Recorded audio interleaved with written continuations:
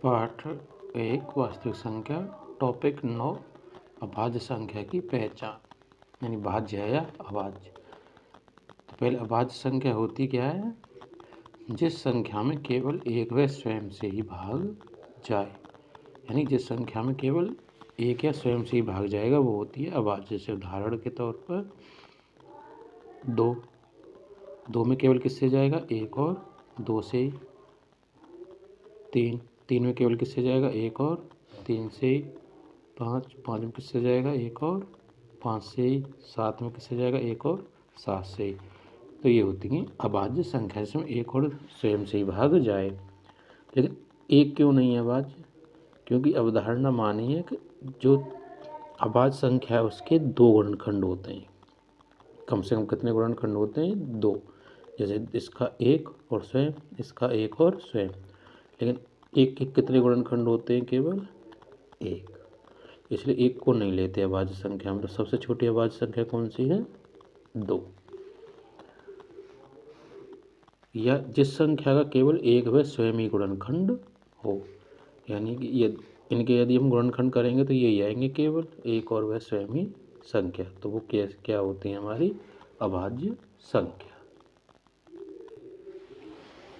दूसरी भाज्य संख्या कौन सी है?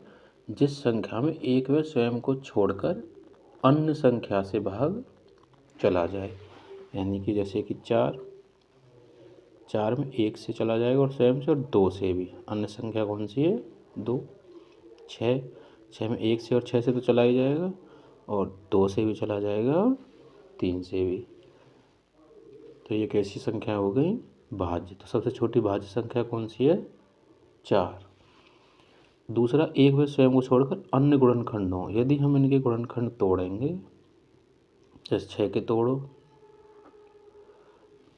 तो कितने आए? 2 और 3। तो एक और स्वयं को छोड़कर भी क्या आ रहे हैं इनके गुणनखंड? 2 और 3। इस गुणनखंड क्या होते हैं? गुणनखंडों से उस संख्या में क्या चला जाता है? पूरा पूरा भाग। जैसे हम तोड़ें 30 के,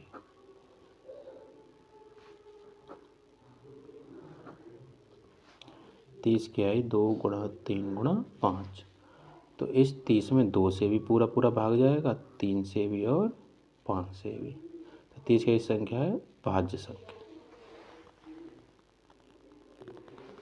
तो अब करेंगे पहचान कैसे करते हैं ये संख्या भाज्य है या अभाज्य। तो पहली 437 अभाज्य है या अभाज्य?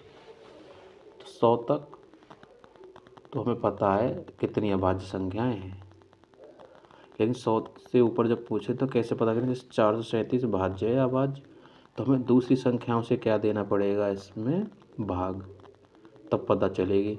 अब कितनी संख्याओं से भाग दें? 437 के नीचे तो बहुत सारी संख्याएं। तो सबसे पहले क्या करते हैं, जो संख्या दी है वो देखते हैं हम, ये किसके वर्ग से छोटी है। जैसे कि वर्ग का मतलब है 10 का वर्ग कितना हो गया? 100। तो 100 से तो भी बड़ी है। 20 का वर्ग हो गया 400, 400 से भी बड़ी है। 21 का वर्ग हो गया 441, इससे ये छोटी है, यानी 21 के वर्ग से ये छोटी है। तो 21 से जितनी भी छोटी संख्याएं हैं अभाज्य ले लो, केवल अभाज्य। 20 भी है, लेने की कोई ज़रूरत नहीं। 19, 17, 13, 11 और 7, 5, 3, 2। तो 21 से छोटी जितनी भी अभाज्य संख्या उनसे भाग दे के देख लो। इसमें यदि किसी संख्या से भाग जा रहा है तो भाज्य, यदि नहीं जाए तो ये कैसी संख्या है? अभाज्य। जैसे 2 से तो जाएगा ही नहीं, पीछे क्या है? 2 का नियम। 7 है तो नहीं जाएगा। 3 से भी नहीं जाएगा क्योंकि अंकों को जोड़ लो, 7 और 3 10 और 4 14। 14 में 3 से नहीं जा रहा अंकों में, तो 3 से भी नहीं जाएगा। 5 का नियम था अंतिम अंक हो 0 या 5, 5 से भी नहीं जा रहा। 7 का नियम था, थोड़ा लंबा है तो 7 से भाग दे के देख लो सीधा। 7 19 14 7 6 42, 3 में से 2 गए तो 1, 48 7, 7 दूनी 7 से भी नहीं जा रहा। वैसे 7 का नियम क्या है?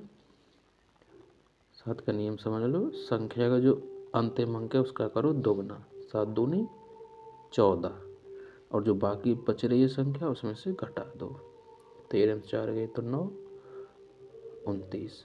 अभी संख्या 7 से विभाजित नहीं है, तो ये भी संख्या भी 7 से विभाजित नहीं है, तो 7 से भी नहीं। अब 11 से भी नहीं है, 13 से देख लो। 13 का वैसे नियम है इस संख्या का 4 गुना और इसमें जोड़ते जाओ, पर भाग दे के देख लो। 13 दूनी 26, 13 3 39, 13 में से 9 गए तो 13 से भी नहीं है। 13 के बाद 17 से, 17 दूनी 34, 13 में से 4 गए तो 9, 39 7, 13 7 91, 13 से भी नहीं है। अब 437 में 19 से, 19 दूनी 38, 13 में 4 गए तो 5, 19 57, हाँ 19 से गया, तो एक संख्या से जा रहा है इसमें भाग। तो 437 कैसी है? भाज्य संख्या, ये है भाज्य। अब करेंगे 337 को चेक। तो पहले कौन सी संख्याओं से इसमें भाग दे के देखना, वर्ग करके देख लो। जैसे 20 का वर्ग है 400, और 19 का वर्ग है 361, 18 का वर्ग है 300, तो इस वर्ग के नीचे है यानी कि 19 से, तो हमें किससे भाग दे के देखना पड़ेगा? 19 से जितनी भी छोटी अभाज्य संख्याएं हैं, जैसे 2 है, 3 है, 5, 7, 11, 13 और 17। तो 2 का नियम तो पता है, पीछे 0 2 4 8, तो 2 से नहीं, 3 का है, 7 और 3 10 और 3 13, 13 में नहीं जा रहा तो 3 से भी नहीं जाएगा। 5 का नियम, पीछे 0 और 5 हो, 5 से भी नहीं। 7 का, तो 7 तो सिंपल है, जल्दी करके देख लो। 7 चौक 28, 13 में से 8 गए तो 5, 48 7, 7 49, 7 8 56, नहीं जा रहा। 7 के बाद 11, 11 33, 7 बचा, नहीं जा रहा। 13 से करके देख लो। 13 दूनी 26, 13 में से 6 गए तो 7, 13 6 78, नहीं जा रहा। अब 17 से भाग करके देखो। 17 1 17, 13 में से 7 गए तो 6, 2 17 9 17, इसमें नहीं जा रहा, यानी इसमें से किसी भी संख्या से इसमें भाग नहीं जा रहा। तो ये कौन सी होगी? हमारी अभाज्य संख्या। दूसरा सवाल, 17 गुणा 5 गुणा 11 गुणा 3 गुणा 2 प्लस 2 गुणा 11 भाज्य है या अभाज्य? तो सबसे पहले इसे सरल करके एक संख्या में बदल लो। तो इसमें प्लस भी आ रहा है बीच में और गुणा भी है, तो सबसे पहले करते हैं गुणा, जोड़ते नहीं है कहीं, इन दोनों को जोड़ दो। सबसे पहले गुणा, ये अलग गुणा हो जाएगा और ये वाला अलग, फिर उन्हें जोड़ देंगे। तो ये गुणा आया 17 पंजे 85, इन दोनों का तो आया 85 गुणा इतने हिस्से का 85, 11 थी 33 दूनी 66, और इस हिस्से का आया 66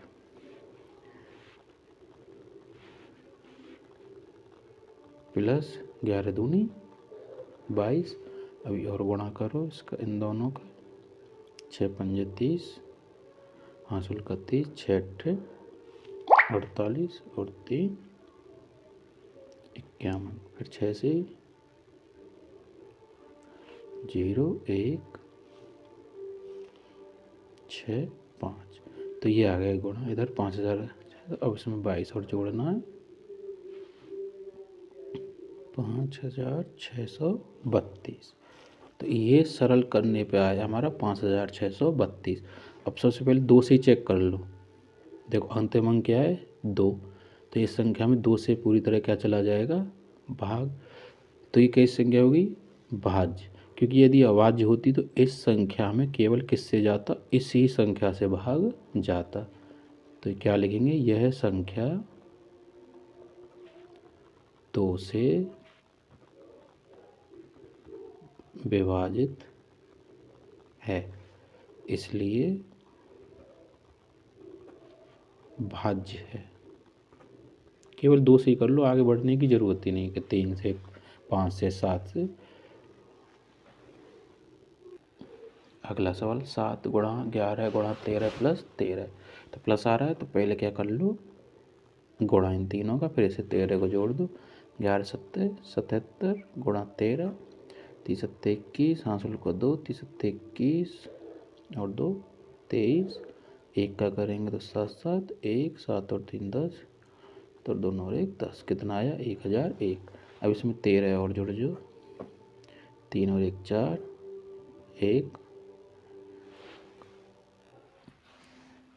3 और 1 4, यह आया 1 0 1, तो ये आ गई 1014। तो अंतिम अंक क्या है 4, तो 4 हो तो संख्या किससे विभाजित है 2 से, तो ये भी 2 से विभाजित है, इसलिए ये कैसी संख्या हुई, भाज्य। चौथा सवाल, 7 गुणा 6 गुणा 5 गुणा 4 गुणा 3 गुणा 2 गुणा 1 प्लस 5 भाज्य या अभाज्य। तो पहले इनका कर लो गुणा, फिर 5 को जोड़ देंगे, 7 6 42, 42 पंजे, चलो पहले कर लो 7 6 42, फिर इस 5 का गुणा 210, अब इस 4 का गुणा 40, अब इस 3 का गुणा, अब इस 2 का गुणा, तो यह है 1 का गुणा करेंगे तो यही 5040, और इसमें 5 जोड़ देंगे तो यह है 5045 बनना है। ये सरल करके तो अंतिम अंक 5 है, 2 से तो जाएगा नहीं। अब पढ़ेंगे 3 की ओर, 5 और 4 9 और 5 14,